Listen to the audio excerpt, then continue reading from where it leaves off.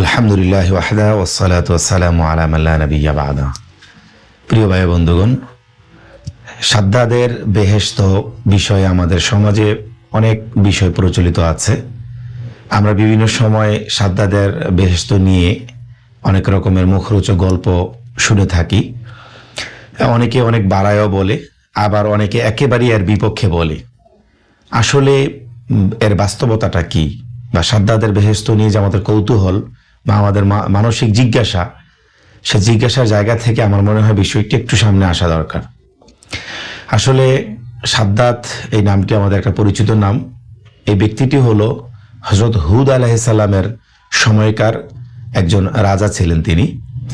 তো তিনি যখন হুদ আলাইহিস সালামের মুখে জান্নাতের বিবরণ শুনতেন এবং আসমানি কিতাবে জান্নাতের বিবরণটা যখন তার সামনে আসলো, তখন ব্যক্তি হিসাবে সে যেহেতু আল্লাহ তাআলার নাফরমান বান্দা ছিল, অর্থাৎ অমুসলিম ছিল, সে হিসাবে সে চিন্তা করলো তাহলে আমি দুনিয়াতে জান্নাতের শেপে, জান্নাতের আকৃতিতে আমি একটা বালাখানা করার চেষ্টা করি।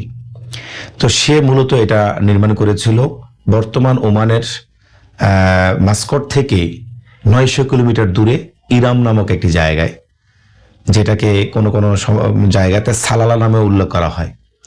তো সেই ইরাম নামক জায়গাটা একটা মূলত মরুভূমির মতো জায়গা, খালি জায়গা।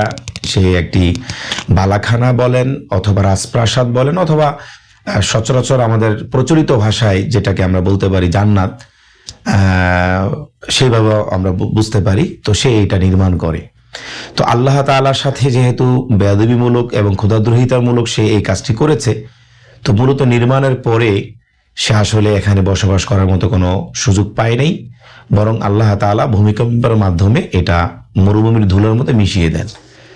এক কথায় এটা জমিনে ডেবে যায় এবং সেটার ধ্বংসাবশেষ এখনো যারা পর্যটক তারা ওখানে গিয়ে কিছু কিছু অংশ পেয়ে থাকে। আল্লাহ তাআলা নিদর্শন হিসেবে রেখেছেন যে যারা আল্লাহ তাআলার বিরোধিতা করবে তাদের শাস্তি এমনই হবে। এই নিদর্শন স্বরূপ এটা এখনো ওমানের সেই মাস্কট থেকে দূরে এটা মরুভূমিতে এখনো কিছু অংশ রয়েছে।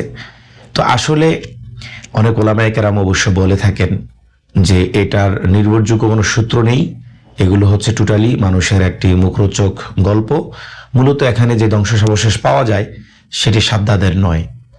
আল্লামা ইবনে কাসির রহমতুল্লাহ আলাইহি, যিনি তাফসির ইবনে কাসির লিখেছেন, উনি বিদায়া ওয়ান নেহায়া সহ অনেক কিতাব লিখেছেন। তো তিনি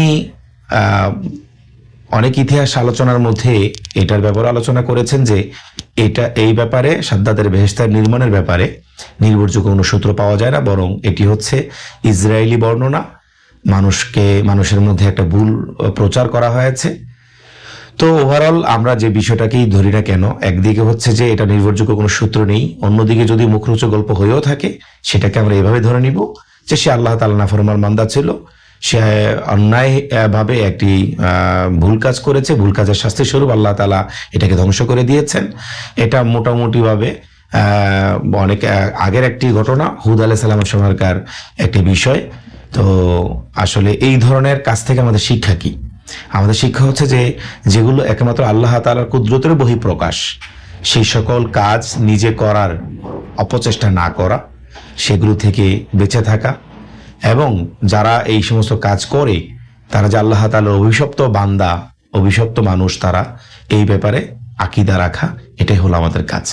তো আল্লাহ তাআলা আমাদেরকে সঠিকভাবে বুঝার এবং আমল করার তৌফিক দান করুন।